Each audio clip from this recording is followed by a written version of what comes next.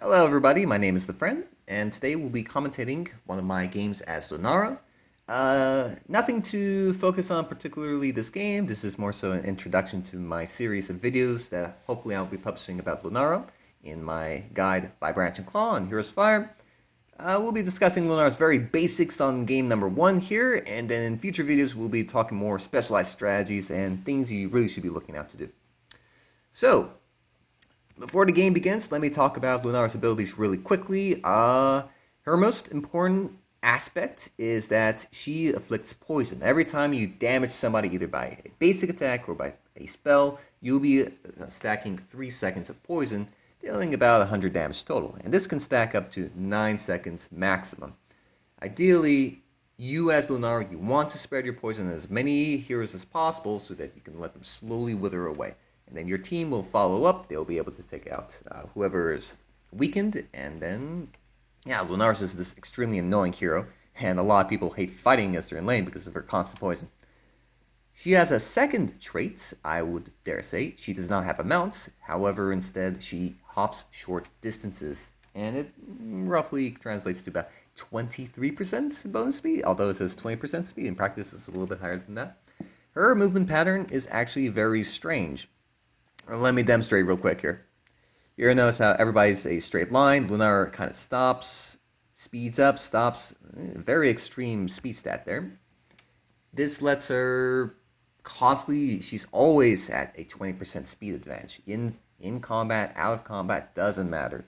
And this really helps a lot in letting you get in close, safely, stack your poison, get out. Her first ability, you target a small circle, and then a small poison blossom will appear from there. It explodes after half a second, dealing moderate amounts of damage as well as applying poison to everybody hit. Your second ability, Crippling Spores. All targets afflicted with poison, wherever they are, gets extended by 3 seconds, and they get a pretty nasty 40% slow that decays over 3 seconds. This is Lunara's only form of crowd control until a little bit later on. However, this is a very nasty slow when you time it right. 40% is nothing to scoff at, and when somebody's trying to desperately escape from you, it definitely hurts. Finally, her last ability is to send out this little wisp here. This guy here will provide vision wherever you put it, and if you station it into a bush, its vision will actually increase by about 100%, so it will slowly expand.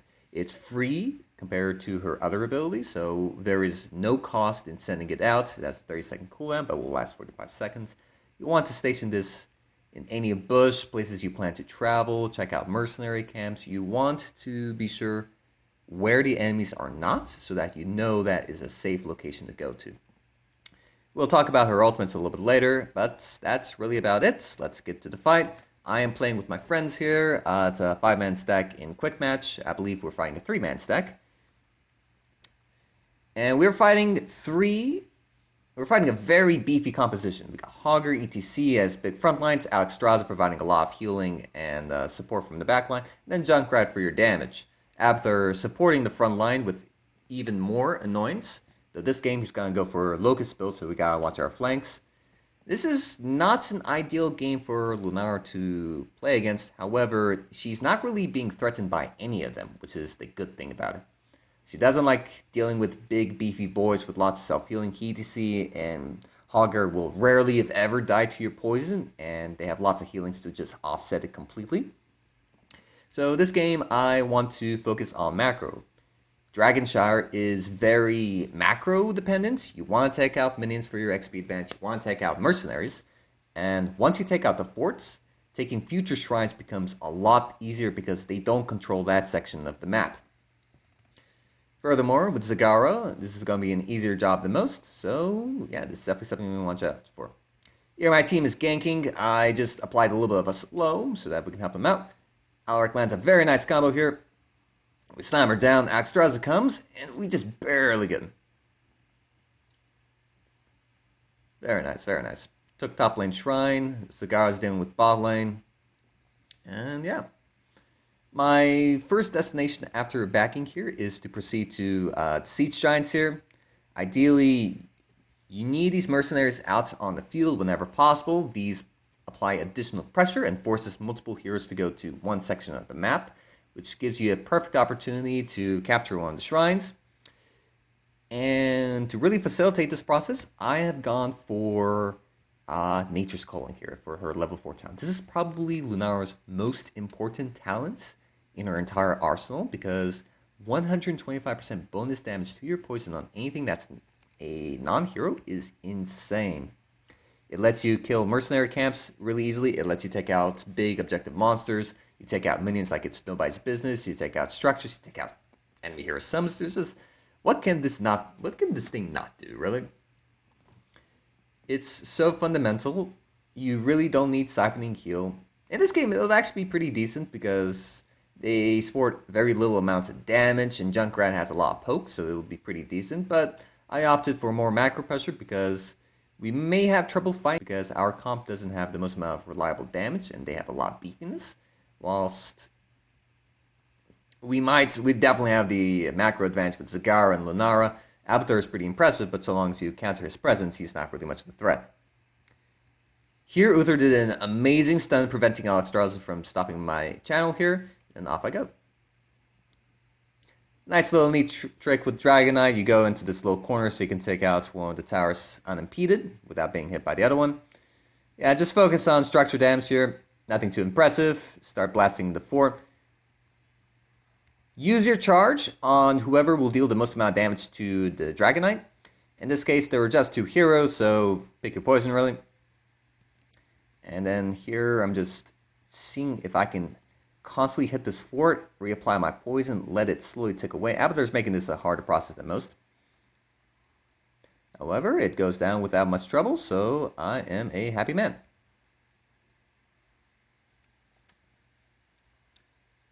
Cha-ching, a little bit more fighting is going on here. Nothing too fancy there. Here, I definitely overstep a little bit. However, Uther's got my back. Definitely don't want to mess with Mama Dragon. Let's see. Now that the fight has dwindled down a little bit, I decide to go for a more sustained damage approach to this match. I want to go Wild Vigor over Choking Pollen, for example. I definitely need damage, but I don't want burst damage. ETC has armor, Hogger is hard to hit. Junkrat's very liable to it, but that's only 1 target out of 5. And Alexstrasza, she's pretty beefy, so you want to kill her as quickly as possible, but she also has a little bit of armor, so I like to go for my Wild Vigor. I like to pick up Invigorating Spores at level 16 for more attack speed, and then I'm going to choose something at level 13 I'll tell you more about. Get the Mercenary Bruiser camp here. This is just about the perfect time, right before the Shrine's capture, so we don't lose any downtime. As for your level 10, I like to pick Leaping Strike in this particular match. Generally, I'm a big favorite of Thornwood Vine. I love it for my macro potential and my team fighting prowess. But Leaping Strike is pretty important. We need to kill Alexstrasza immediately whenever she tries a move. And whenever I get jumped on, I have a way to just unstuck myself, get the tanks off of my back, and easily just reset my positioning. It also is a huge nuke, gives a little bit of slowing, and that's pretty useful for our kind of team composition. That is why I go for Leaping Strike. And then for my first victim, I merely jump over Junkrat, blast him down, easy kill. Level 10 advantage, simple as. Got top lane Shrine, we'll take out these camps here. My team will take it down over there.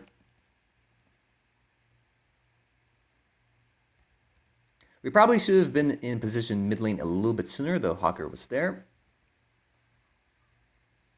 Let's see here. Here I see Alexstrasza just walking by herself, and I know I just killed Junkrat, so either he's somewhere mid lane here or going top lane, so it's relatively safe to approach her. Without a 5th man, without a big, hard diver, I'm not very afraid whenever I have to approach the backline and just do my damage here. Yep, very deadly. You let your tank engage, and then you focus down whatever he hits, and just blast him with as much burst damage as you can. Another easy kill there. We'll grab the Shrine here, and then hopefully we can get Dragonite off of this. Alarak goes for it. We're just sieging down bot lane here. If I'm not mistaken, Alarak goes to top lane for right now. I think his decisioning was that, hey, there's nobody top lane, so it should be relatively easy to getting there. But Junkrat shows up immediately, and this thing's already getting chunked. That gets unstoppable. Oh god, no. That's not good. I get a little bit of a sippy cup here. Just going to heal myself. I should have picked up mid lane before I went up to help him out, but clearly he was doomed from the start. Yeah, look at that. Nature's Calling, it's so easy. You just put down one Q, it blossoms up, everything's down to 20% health, and then you just need one more attack. Crippling Spores so that you can reapply, and that thing is basically dead and you don't have to worry about it. Since I didn't pick up Sentinel Wisp, there's not a lot to talk about the Wisp. Just put it in a place that you might see your opponents go through. Here I'm watching Cogger go up. And the team is stacked around bot lane. Bruiser camp is available, so we want to make sure they don't contest it for free. Let's see here. Just posturing a little bit. Bruiser gets a little bit close, but no dice. Notice how I slow down Alexstrasza with my W. A nice cleanup. Look at how I'm zoning away ETC and Junkrat so that they can't help their Alexstrasza out. That's a nice, easy kill. Now, not everybody knows this, but your Leaping Strike actually has a very powerful 80% slow for a brief 0.35 seconds. This is really good at catching up to people. You hit somebody with Strike twice, and then your team can really easily just follow up on them. Cha-ching. I think Uther gets caught out here, which is unfortunate, but it is what it is. Go to mid lane. Go defend top lane real quick. Here we see Abathur real quick.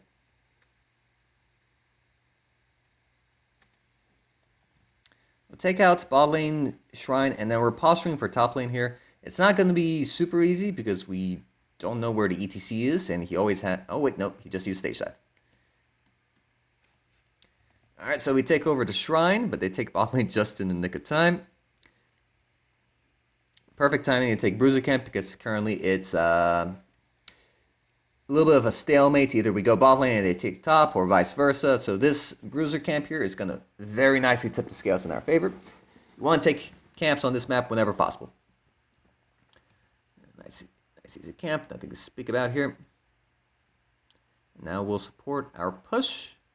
They're still around bot lane, so we can't really take bot lane Shrine too easily. We're just letting Zagara snipe it whenever possible as we apply pressure with this Bruiser Camp. Now, Abathur Clone is really nasty. It is the same as the regular here with no talents, but 20% bonus damage.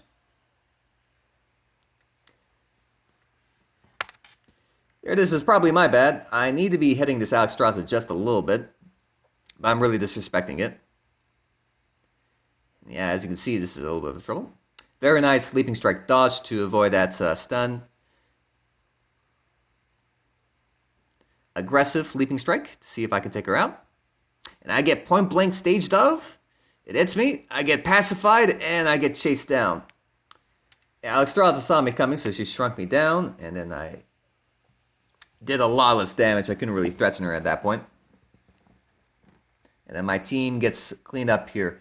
A little bit too beefy. We can't deal with Mama Dragon. So much healing and shielding coming out. And I just don't have the damage quite yet. However, we're going to fixate. We're going to fix this problem with 2 talents. Endless Spores at level 13. If you have 2 heroes afflicted with poison and you activate it, it reduces the cooldown down to 6 seconds, which is really huge. It gives you more slows, you reapply poison for more damage, and more importantly, it synergizes with level 16 here. That when you do activate W, you get a big attack speed steroid, and when you're overstacking poison on people that are at max duration, you deal 1.5% of their maximum health and damage, which is a huge boost against these really beefy guys. Very unfortunate I couldn't take out Junkrat there. He's using his rocket rights very defensively so that he avoids death. And yeah.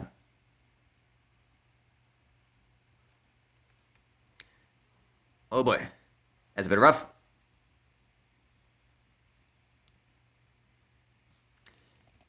And you can see I did some pretty good damage there. Between my damage boosted attacks at level 7 and my attack speed start at level 16. You can unload all of your attacks really quickly, and it hurts a lot. Here, I decided to just jump on them for the sake of it. I know ETC was last seen bot lane, and that Hogger's dead. There's really nothing to threaten me. Junkrat has a hard time hitting me. Alexstrasza, best she can do is pacify me, but she's not going to kill me, you know? And then we see some sort of madness going on down here. No idea what these guys were cooking here. Kind of embarrassing. They did that with shrines available, apparently. Okay. Pretty easy shrine. No question about it. Tanks are zoning them away so I can get a nice easy channel. Easy job. That is a mistake. Do not try to charge that, by the way. If by whatever chance she miraculously lives, and she doesn't die immediately by the time I connect with her, she'll be flying all the way over here. I'll basically punt her all the way to safety. So you definitely don't want to do that. Let's blast away these towers. Use your Dragonite as much as possible. I love stutter stepping with the Dragonite. He hits hard. He has good attack speed. So you don't need to stand perfectly still. You get to avoid a few skill shots here and there. So it prolongs the Dragonite just a bit. Here I get the ETC way out of the way. Do as much as I can to this fort before I go. And then I jumped right over Hogger into the wall. That is a big mistake. Don't do that. And funnily enough, I hit a mine into my demise. So, mistake learned there. Do not use your leaping strike in an off angle. That was just a bad placement. Hogger's here. My team's over here. How is this going to help me reach the rest of my teammates? It's not going to happen. So I just ended up killing myself there. Here we're just a little bit of posturing. Enemy team is getting whatever camps they can so that they can get a little bit of an XP lead. As for my level 20 talents, my Storm talent, I pick up Intensifying Toxin.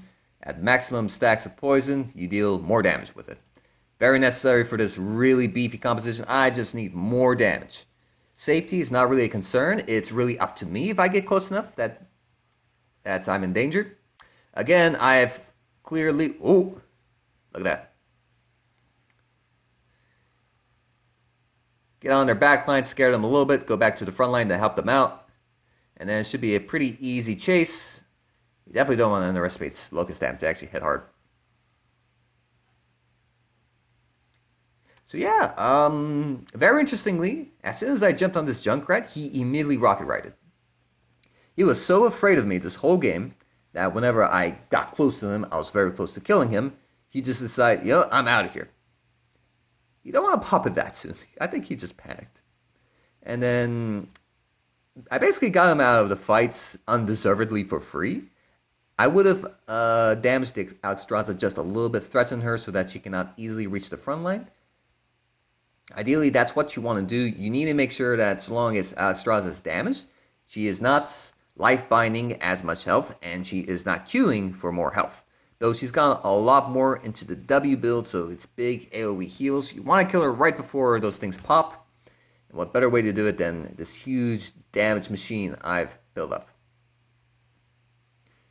Punt away the damage dealer, but I got an Abathur right here. Not too great. Take out this keep relatively easily.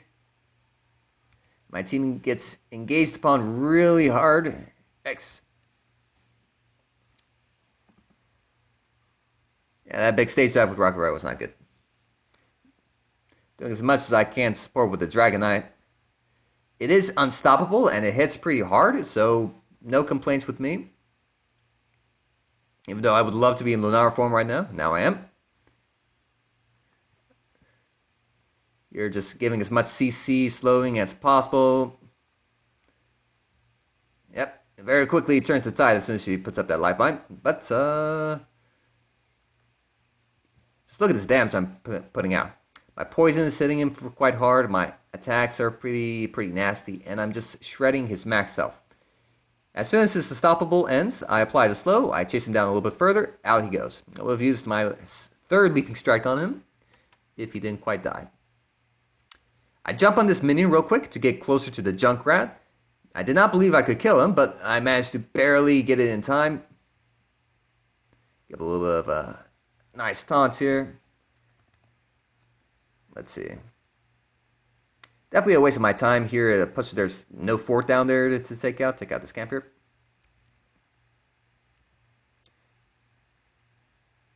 Ask for a little bit of healing.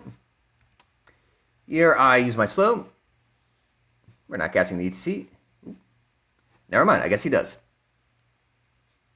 And we just bursted him down with Alexstrasza's support, so that was kind of spooky. The reason that happened is because of body check, which drastically reduces healing, so he was not able to survive. And now we're going to be attacking the core here. Nothing more to do. Zagara's top lane. Surprisingly, they're putting off a little bit more of a fight than expected. Augur is just really annoying the backline. Locusts are doing a lot of damage. Yeah, I gotta get away from this clone. Let it time out before we go. Perfect. Alrighty. Both shrines are available. We're gonna disengage, and this is really a checkmate situation for them. Zagara has top lane already. We are already at bot lane. They have to fight us at a 4v5 disadvantage, or the Dragon Knight goes up, goes straight core, they lose the game automatically. Auger's trying to stall the channel as much as possible. I have a clear line to reach the back line, and I'm just causing a lot of chaos. Ooh. Very good gameplay from Alexstrasza here. But with the sustained damage build, I'm constantly getting those W resets, so I'm getting more and more attack speed. I have the attack damage as well. I'm really laying down the waste on them. They picked off Augur. They got the Dragon Knight. This game's in the bag. Nothing more to say here. It's good. And with that, ETC does a desperate save. Core goes down. Bada bing, bada boom. And with that, the game's over. Lessons learned? Against these really big, beefy guys, you really want to go for more sustained damage. Choking Pollen is good, but it's a better, stronger burst against low health targets, your ranged assassins. When you're fighting other mages, or Valas, or your Rainers, these ranged assassins, the Choking Pollen does a better job because it's very elastic. You need minimum amount of time to contact with them to deal maximum amounts of damage. But with this build, you deal more damage over time, all through your auto attacks. And you notice that I was shredding the Augur for like 400 damage per hit. My poison is dealing another 100 per second. And he just very slowly withered. Lots of slowing thanks to my reduced cooldowns of my Ws. And then, yeah, man just went down. Leaping Strike was very important in this game. I used it all the time to threaten the backline because they don't really have an easy way of stopping me. The front line is not too dangerous. They are pretty predictable, and I can jump away from them just in case they try to engage on me, so I avoid their CC. And for their backline, Junkrat is all skill shots. Everything he has, with the exception of his auto attacks, needs to be aimed. And if I constantly stay on the move, he cannot hit me. Alexstrasza, completely defenseless. If I start hitting her, she gets threatened. She can't easily get onto her front line and give them the healing that they need, as well as hurting her so that she life binds for a little bit less. And with that, we picked up some more macro talent. We eventually crushed them when it comes to taking out all the forts, get an XP advantage thanks to Nature's Calling as well as the Zagara. And eventually, we just punctured them down, brought them down, and the game is over. That is my game 1 of Lunara. I will see you guys a little bit later. Bye-bye.